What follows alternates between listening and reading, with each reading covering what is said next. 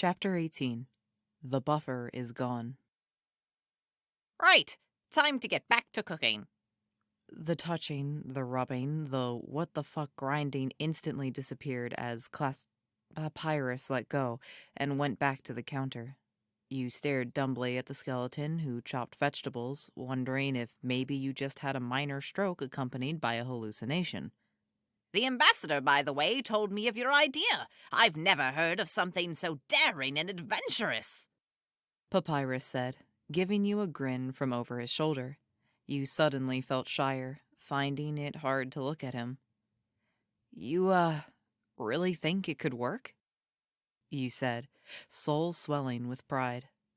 I do, and I would like to help you achieve it if you don't mind help from a friend. Papyrus said, as he moved on from the sliced vegetables to turning the beef in the skillet. A hissing of meat cooked could be heard, with smells of beef and spices in the air. I'd like that, Papyrus, you said, smiling now and feeling a little bit more at ease. What you proposed to the ambassador was ambitious, and you could use all the support you could get. Of course. Could you set the dinner table? Sure thing, you said, as you went to get the plates. You paused, bringing them to the dining room table, the largest table you've ever seen made to be able to seat 10 people. Back when you lived at the mansion, you were probably the one who was least present at the table. The whole trying not to get food poisoning and not able to void your food made for a lot of bad experiences here. The times you could eat the food, there was an obvious difference in how much everyone treated you. Small talk didn't come your way as much, and you were ignored by most of those present at the table. With your return, you always ate with your best friends at their guest house. They wouldn't let you eat alone, insisting every dinner be shared together, their absence once again causing a numb feeling to come over you. No longer there to act as a buffer against painful things you wanted to forget. I really don't have good memories of this place, you muttered, glaring at the table as if it was some physical embodiment of your pain when, in fact, it was just a piece of furniture. Sorry to hear that, kid. You jumped, startled, losing your grip on the plates stacked in your hands. Phalanges grabbed the plates from you before you ended up dropping them. You already knew it was red before looking up, the smell of cinnamon wafting into your nose. He had a frown on his face, glancing from you to the table. Dinners together are supposed to be about bonding and shit, but it was a totally different experience for you, Red said, tapping one of his sneakers against the floor. You got the feeling he was contemplating something. You didn't mean for him to hear you, anyone to hear you, and now it looked like you were already making things awkward before dinner even started. Hey, don't worry about what I said. Hey, classic. There you went jumping a second time as Red yelled back to the kitchen. Yes, Red? Gonna grab a blanket and take it outside. Make this an outdoor picnic instead of eating in. Wonderful idea, Red. The weather is perfect for it. Here, kid. Hold these while I get a blanket, Red said, handing you back the plates. You stared dumbly at the plates, then opened your mouth. Red, if this is about me getting weird about eating at the table, it's... And he teleported. In the end, you gave up protesting as the dinner turned into an outdoor picnic. Red getting a picnic blanket, no idea where that was, and finding a nice spot in the backyard. Papyrus was using Tupperware to carry freshly made tacos, which smelled delicious. Blue showed up behind him, carrying various jars of salsa, sour cream, and avocado spread. Even Black lends a hand, bringing a pitcher of water and glasses. They were quiet and giving you occasional glances. The setup was nice, sun turning orange as it was near setting with not a cloud in the sky. But everything felt awkward, and you knew why. They were wondering why you were having dinner with them instead of the skeletons you always ate with. As you all sat on the blanket, you tried to settle your nerves. Telling Papyrus what happened honestly wasn't that hard, but the others could still give some responses you didn't want to hear. Well, at least now you're safe from being eaten, What? The freaks are gone? It's a shame they didn't tell us so we could also say goodbye. Besides the potential insults from the edgier skeletons, you didn't want Blue or even Paps to talk like there was any real concern they had for the brothers. It would just sound too fake. But the others were going to find out eventually, so with a deep breath, you spoke. So, my best friends left today. I got the machine working and sent them back to their world. There were some widening of eyes and outright staring. Looks like Papyrus respectfully decided to let you share the news. There was a minute of silence, your whole body feeling tense. Well, safe travels to them. What would you like on your taco, reader? Blue asked, grabbing a spoon and holding a taco up. Oh, sour cream and avocado spread, you said, blinking in surprise. So I need to ask, Ward, how does it feel? Black asked as he poured water into the glasses, passing them on to everyone. How does what feel? You asked, still a little on guard. You took a glass from Red, wondering how worried you should be about the smirk on Black's face. Why, how does it feel saving a whole kingdom from starvation? I can brag about a lot of things, but even that's not on my list, Black said, before taking a sip of his own glass. Yeah, kid, should we buy ya a medal? Red asked with a chuckle and a wink. You knew you were turning red, and you hated it. I don't know if my device will work yet, you said, knowing you were deflecting. You quickly grabbed a taco and stuffed it in your mouth, hoping chewing would excuse you from the line of questioning. Don't be silly, reader. Of course it's going to work. But now we need to talk about something serious. Using the machine to get our siblings back. Papyrus stated before taking a bite of his own taco. You were suddenly reminded of how much responsibility Papyrus showed since Sans disappeared.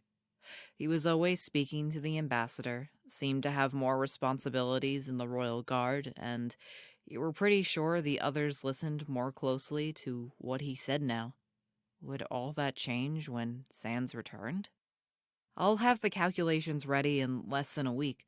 Then I should be able to bring them back, you said, before taking another bite of your taco. Papyrus really was a good cook. You'd never tell Blue, but this tasted way better than the last ones he cooked for everyone. I don't suppose you can give us a clue as to what state my mutt and the others will be in when they return, Black said, before biting into his own taco with a loud crunch. Actually, funny thing, if my calculations are right, they won't even notice how over 2 months passed since they were gone. It's like they're frozen in time currently in the void, you said, feeling good about finally having answers.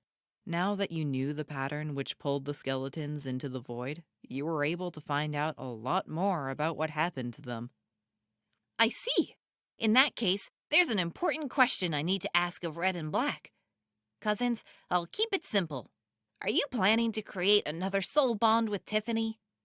You glanced concerned at Blue, but other than his glass shaking slightly, he appeared okay. He even gave you a reassuring smile and mouthed, "I'm fine," silently. You now felt embarrassed at how obvious your worry was and suddenly found your drink a lot more fascinating to look at. You seriously have to ask? Fuck no! I have no interest in resuming such a relationship of honestly any kind with the woman. That is my thoughts as well, but we do still have the sticky situation where our brothers will still be soul bonded to her. There was a tense silence, everyone appearing a lot more solemn than before. Papyrus sighed before speaking. Reader, I need to ask a favor. I need you to leave the basement after you bring back everyone. This is a personal family discussion which I'm afraid you can't be part of. Papyrus said, his words causing a pit in your stomach. I guess, sure. You stuttered, suddenly having a flashback of when they kicked you out of the mansion, how every face held you in contempt while staring lovingly at Tiffany. They're going to do it again. They're just getting together with Tiffany and figuring out how to get rid of you. Hey! You jerked as you felt phalanges on your shoulder, squeezing it. You swallowed, seeing Red hold you in nearly an iron grip, his face contorted into an expression of frustration and guilt while loosening his hold on you. We're not gonna try to gang up on you, kid. It's just... this is gonna get ugly. She's gonna use whatever lies she can come up with, including saying shit about you. We just don't want you to get caught up in the crossfire. Red said, hand going from your shoulder to your hair, ruffling it. The affectionate gesture took you by surprise, and you almost leaned into his touch. I'll stay with him. Everyone turned to Blue, startled expressions all around. Papyrus was the one who voiced the question on everyone's mind. Blue, don't you want to confront Tiffany on what her actions did to your brother?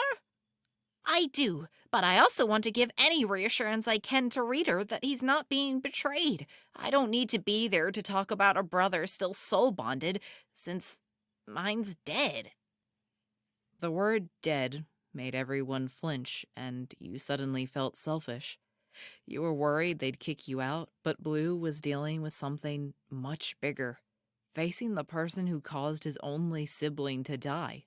Honestly, even if the worst happened and they kicked you out of the mansion, so what? It wouldn't be the end of things for you. You'd just do what you did before, get yourself back on your feet, and move forward. No, Blue, I want you to be there. You deserve to have your moment to face Tiffany after what she did. I promise I'll be fine alone while you guys talk. You said, trying to sound confident. You weren't sure how successful you were. Blue arched one eye while studying you for a minute.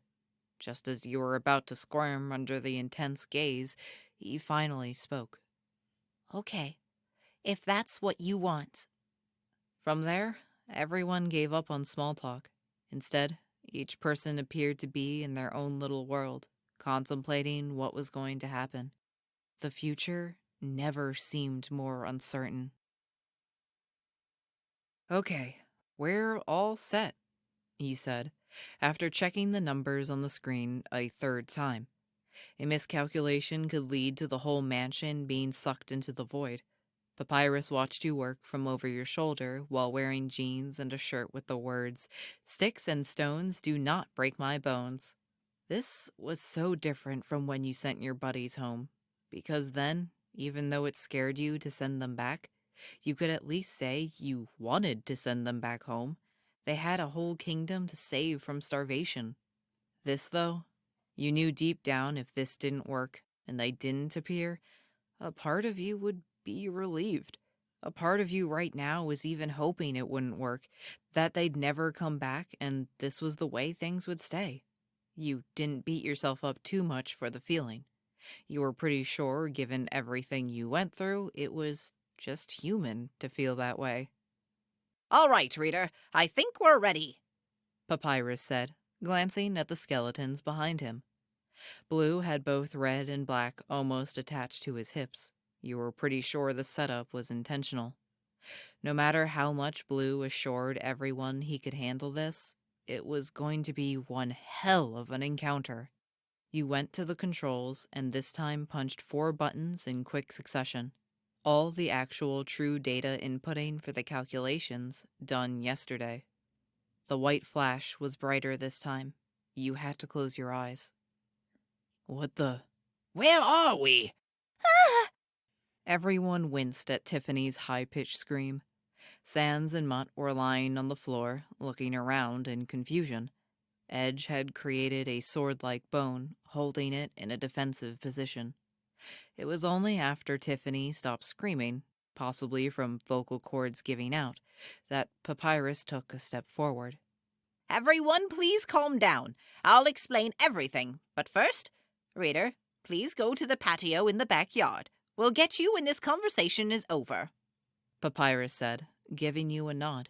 You returned the nod, heading out to the exit. Bro, how did we end up in the basement? And what are you wearing? I think, brother, I should start with explaining what today's date is. It was the last words you heard before the basement door closed behind you. A flash of white light attacked your eyes, and you closed them hissing. It took a couple of blinks before you could see past Spots to find an envelope on the stairs in front of you. "What the hell?" you muttered, picking up the envelope. Your name was on it, and without thinking, you opened it. What you saw inside made your eyes nearly pop out of your skull.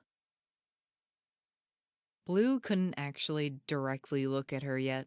He knew if he did, he might throw every ounce of magic down to his very soul into an attack to kill her.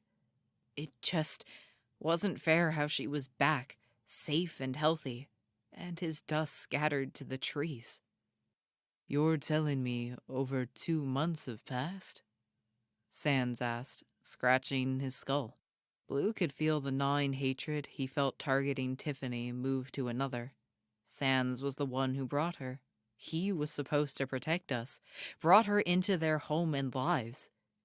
He also brought Reader.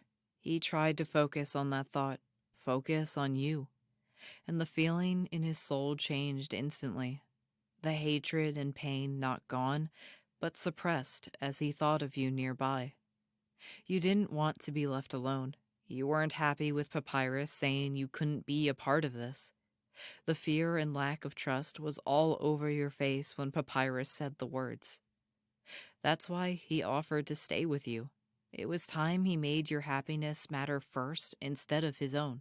But you turned down the offer, wanted him to get his chance to face the person who still tormented him in his nightmares. He wouldn't do anything rash. It would make you regret giving him this chance. Red, you idiot! How could you leave me stuck in the void that long? A lot of questions will be answered once I play a video. Video? Squeaked Tiffany. The fear in her voice almost made Blue smile. Why, yes, Tiffany. Sans had a hidden camera installed in the basement. I believe it was to watch Reader, but it appears it became useful in finding out your misdeeds instead. Papyrus said as the video played on the screen. The whole basement was silent. Blue kept his eyes to the ground.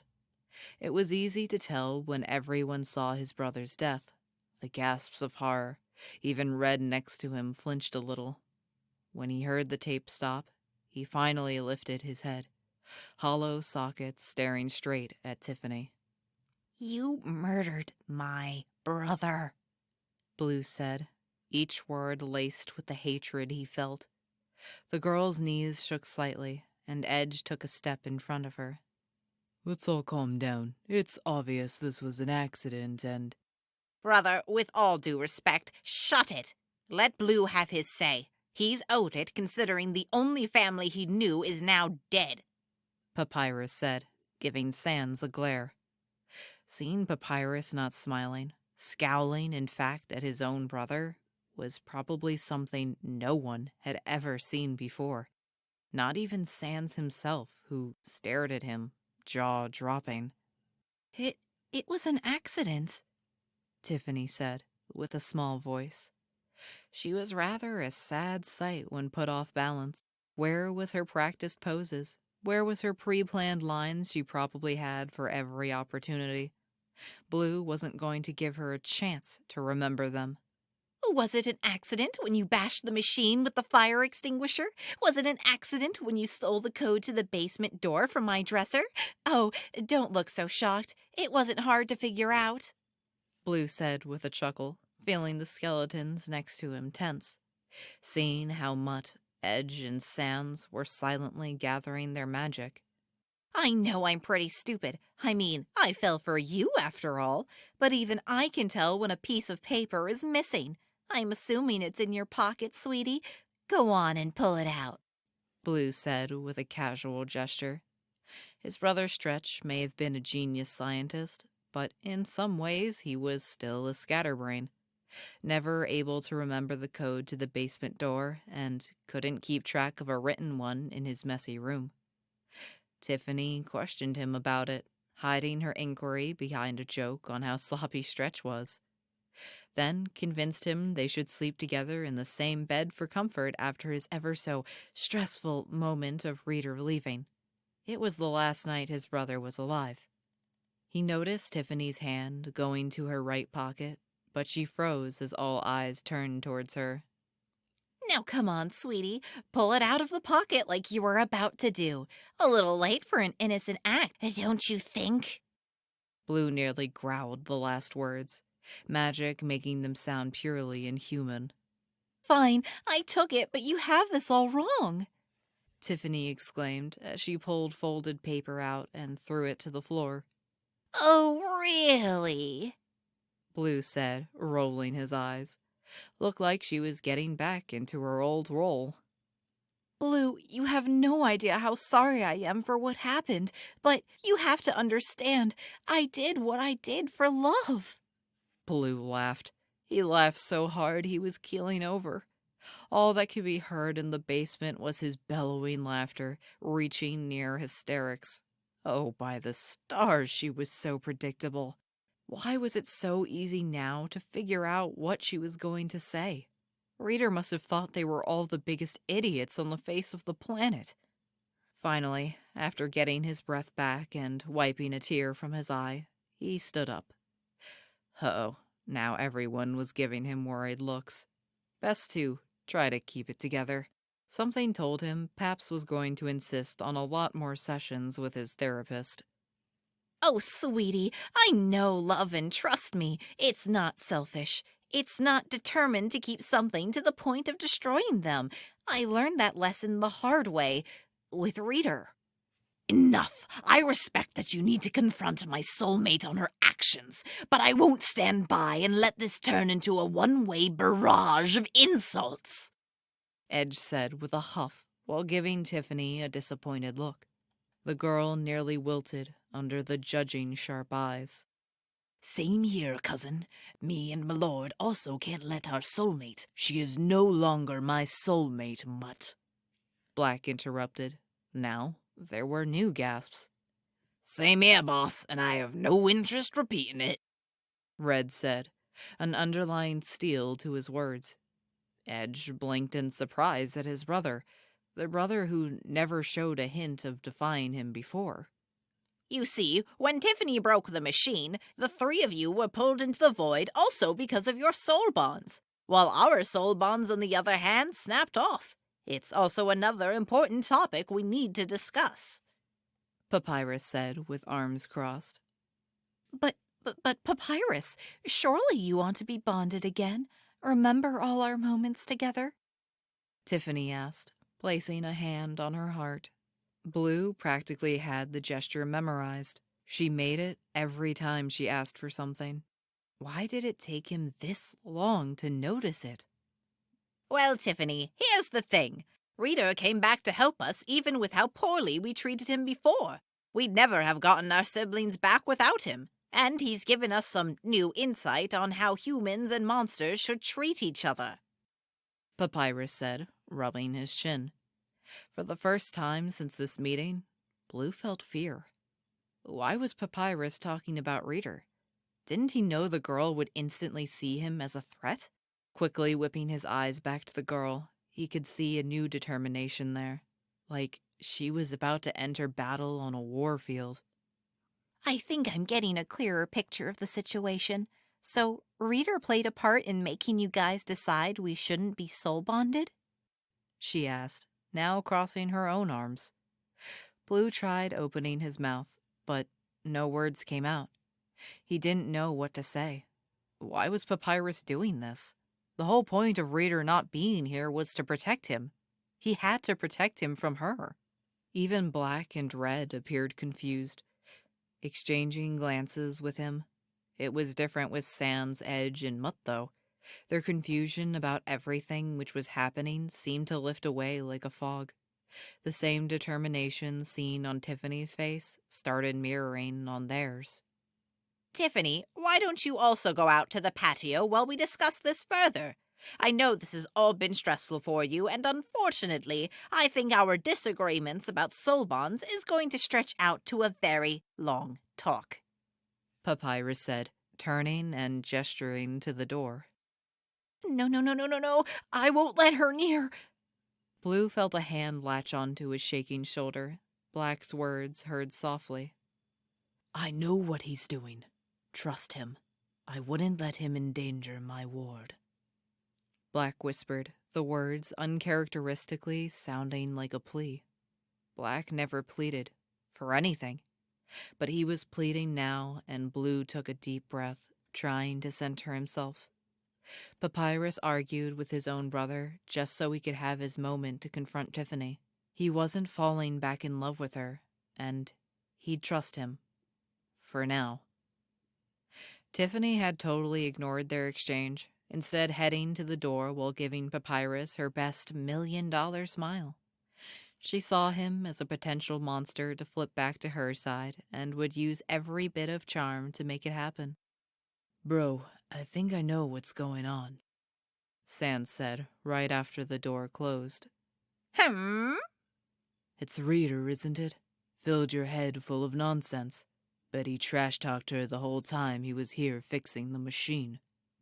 Well, I wouldn't go that far, brother, but he did reveal some less appealing things about her. He's tricking you, bro. I don't care if he helped us get the machine fixed. You're being used.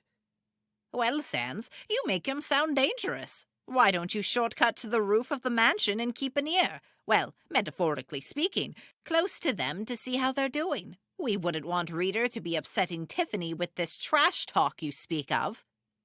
I'm glad you're starting to understand, bro. You guys talk some sense into them. See just what Reader said to mess them up, Sans said, pointing to Edge and Mutt.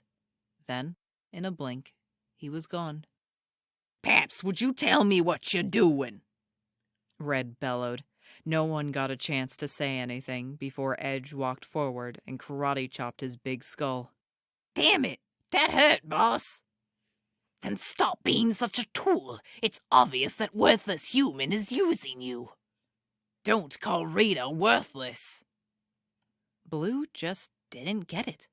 Why was Papyrus making Reader sound like some sort of puppet master? Why even send Reader away if this was going to happen? Now Sans was out there spying on them, totally thinking, I'm an idiot. Blue said out loud, rapping his own skull with a fist. You finally got it, Black said with a roll of his eyes. Red gave them a glare as he continued to try to hold back another karate chop. What are you guys talking about? This fucking sucks. Sans is out there and... Oh, fucking stars! Paps, you a genius! Red said, grinning at the tall skeleton. Edge pulled his hand back, karate chop forgotten, as he stared suspiciously at Papyrus. What is my brother babbling about now? The only Papyrus he's allowed to call a genius is me! Oh, boss, your rose-colored glasses are so getting shattered. There's nothing rosy about me. You stared at the picture again, not believing your eyes. They weren't supposed to use the machine in their world. Well, at least they weren't supposed to use it unless something went wrong. It was dangerous after all, but looks like they decided to take a chance. You raised your head startled as Tiffany, in all her bitch-angry glory, walked up to you and shoved. You grunted in pain as you landed on your butt, staring up at someone who looked scarier than even Edge on a bad day. What did you say to them? Tiffany nearly shrieked, making you wince. You got up from the tile floor with another grunt, taking a couple of wary steps away from her. What are you talking about? They don't want a soul bond with me, and I know you turned them against me. I'm pretty sure it had more to do with getting Stretch killed. That was an accident. Yeah, but he's still dead. You deadpanned, getting rewarded with Tiffany blinking in surprise. Her face contorted a little less into anger, giving you a judging look. Well, it looks like someone grew a little backbone while I was away, Tiffany said, giving a fake smile. Look, I didn't say anything bad about you while you were gone, although Papyrus did find out you didn't eat his friendship spaghetti," you said, getting rewarded a roll of her eyes. Excuse me for not wanting to taste vomit. What did you do here while we were gone? She asked, sounding like a cop interrogating a criminal. "Just fixing the machine," you said with a sigh, tucking your picture under your shirt. And you didn't do anything involving the other skeletons? We, hung out, went to Grillby's, exercised, and even headed to the beach," you said, getting a snort from Tiffany. God, you're pathetic. "Excuse me?" you said, really wishing she wasn't a girl so you were allowed to shove back. Okay, I believe you when you say you didn't badmouth me, but it's obvious what's going on here. You're trying to replace me, be the new favorite human with their own 8 soul bonds and filthy rich monster husbands. "You're delusional." And you have no idea how much time and effort I put into this. Tiffany hissed, eyes flashing hatred. "I'm guessing all the way back when you grilled Alfie's on all the details about soul bonds and how monsters felt about polygamy." I see the dinosaur chicken shit has been gossiping. "Don't call her that," you said, eyes narrowing. But you got it wrong as usual. You don't even truly understand who you're going up against. Let me tell you the truth behind my first meeting with Sans the skeleton. Tiffany checked herself a second time with a mirror. Hair long and curly, sure to fascinate a monster who doesn't have hair. Makeup there, but subtle and not too much. A guy who wears slippers and a hoodie every day wasn't going to care about hours of work on a face. She closed the mirror and put it in her purse, then grabbed the book on astronomy.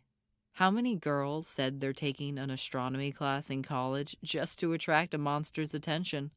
She briefly considered taking a physics class and then dumped the idea. It would be like a 5-year-old trying to impress a grown-up on how much they knew the alphabet. She entered the bar, and there he was, Sans the skeleton, sitting at his usual seat. There were a lot of rich monsters thanks to all that gold they had. Several of them a perfect chump to get close, marry, and take them for all they're worth. Still, though, she couldn't just pick one at random. There had to be a criteria. First off, some chance of attraction. She could see herself getting kinky with the guy after what she saw in the pictures. Better than the disgusting blob named Jerry she first researched. But more important than that was the personality. The type of person who was perfect to trick, and Sans had all the signs of being the perfect target. He was smart, but smart with science and not people. He was shy, but showed signs of wanting to interact with others with his jokes and pranks. Most importantly of all, though, he was lazy. He was the type of guy who was never going to put in the effort to find a relationship. He wanted the said perfect relationship to fall in his lap. He wanted it spoon-fed to him as he laid back and enjoyed. In other words, he would never question just how well things were turning out for him. She walked to the bar, keeping a seat between herself and Sans. If he didn't show interest now, she could always just keep it a routine until he noticed. In a lot of ways, this was going to be like fishing. Patience was a virtue. Club soda, please.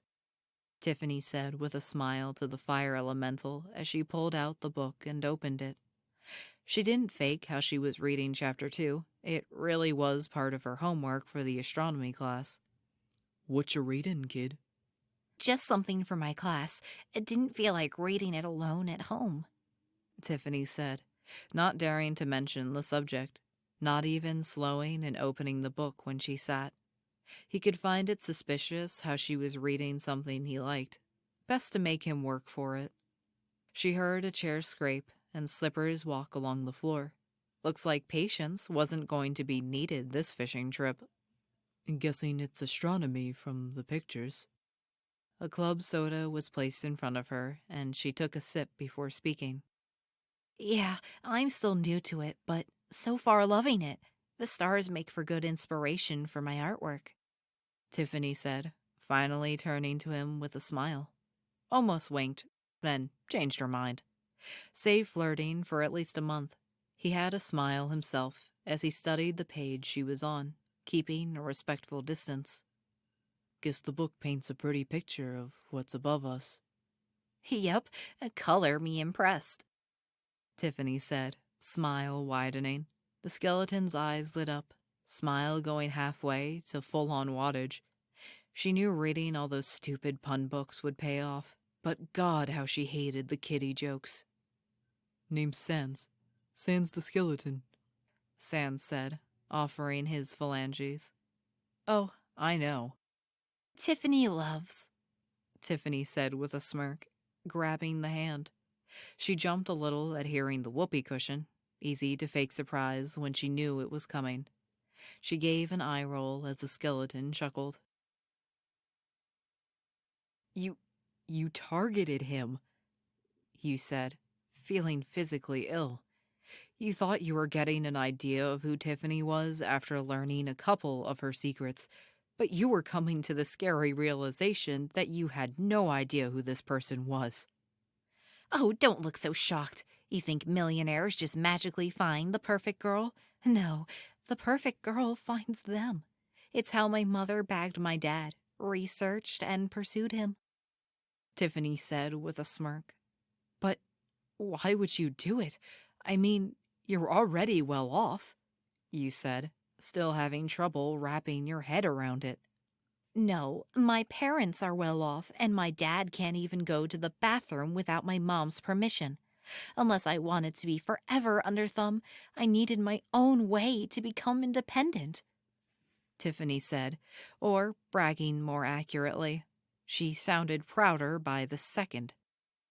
So I went with looking for a monster millionaire, and just like I thought, so much easier versus getting a human millionaire. They're all so innocent and easy to trick. And then the incident with the machine happened. I ended up moving things faster than expected. Told Sans some sob story of me being kicked out of my apartment a month earlier than planned. Invited me to his place, as expected. Had to get a handle of his home situation when he said he had a whole bunch of cousins who magically appeared. Tiffany said, twirling one of her hairs. I have to say, I didn't write that minute plan to have all of them. The idea just formed in my mind while I squeezed Alfie's for any information she had on soul bonds. And you know what was so unbelievable? Tiffany asked, going from proud to excited. The idea that you have a soul. How fucking easy it was!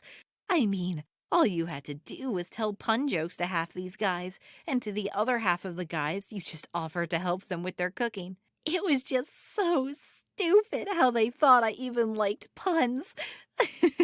God, the only people who fucking tell puns are clowns to kindergarteners. You were coming to a realization. Tiffany was enjoying this.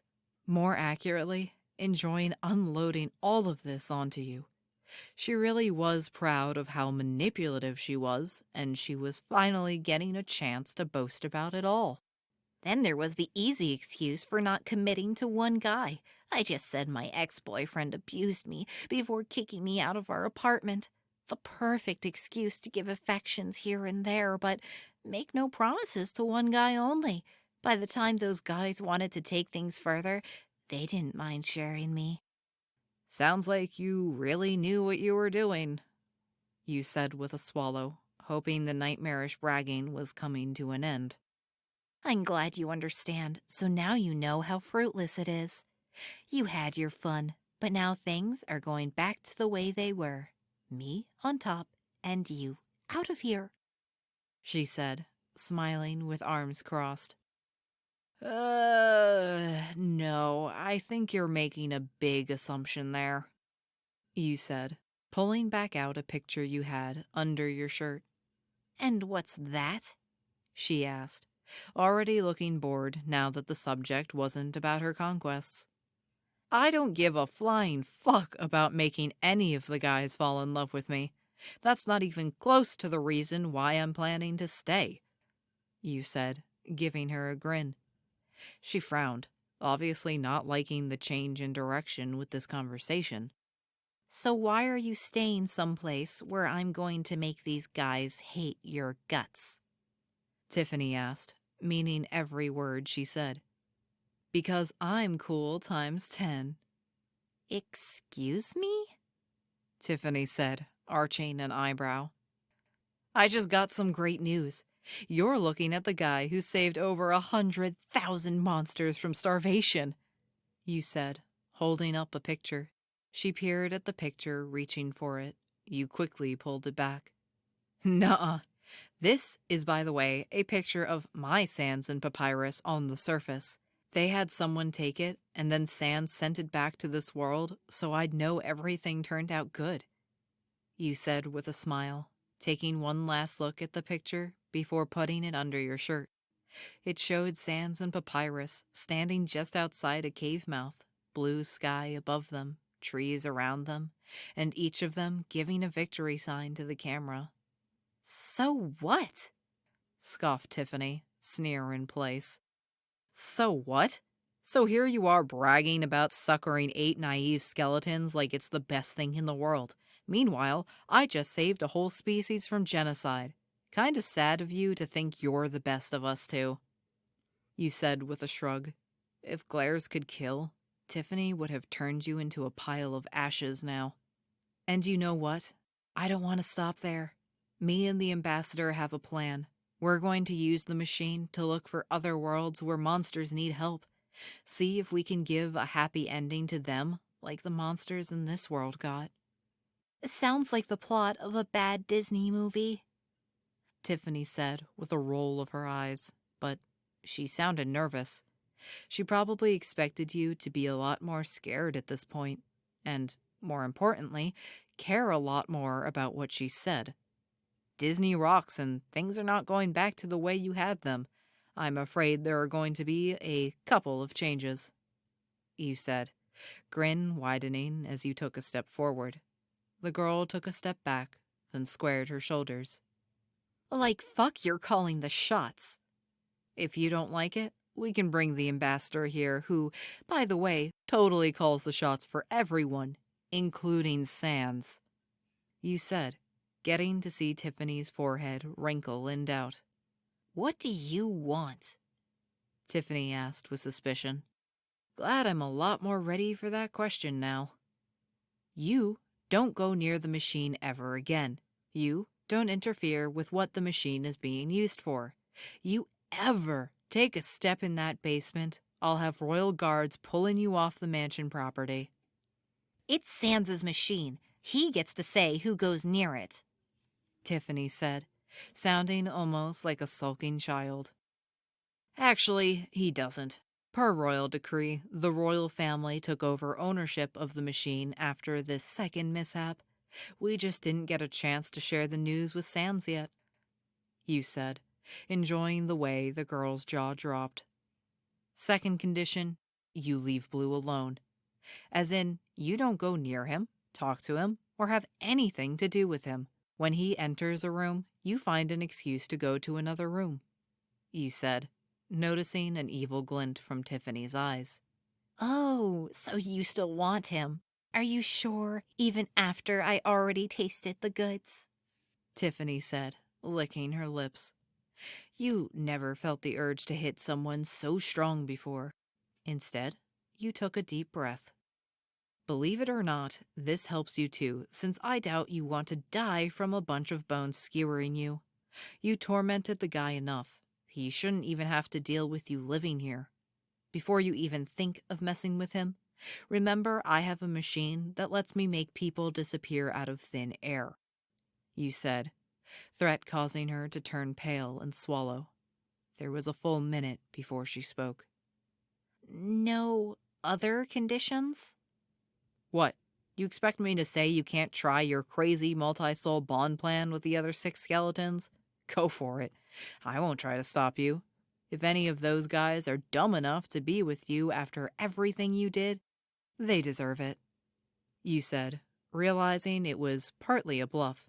You did care whether or not Black, Red, and Papyrus fell for her charm, but you couldn't make them change. If they wanted her, it wasn't something you could really stop. Okay, you have a deal. Neither of you saw the slouching figure of a skeleton slowly rise, tears silently streaming down his eye sockets. He disappeared. His departure wasn't noticed. What you and Tiffany did notice was a skinny man in a t-shirt and jeans climbing over the fence and dropping into the backyard. He limped slightly as he ran towards you two. "Uh-oh," you muttered, recognizing the face which looked a little crazed. What's that nerd Scott doing here? Tiffany asked, hands on hips. I don't... Wait, how do you know Scott? You asked, momentarily forgetting how you should probably go get Black. Wouldn't you like to know? Tiffany said with a smirk. Said smirk disappeared when Scott, panting like a dog, pulled out a pistol from under his shirt. You two ruined my fucking life! He screamed, gun waving wildly in the air.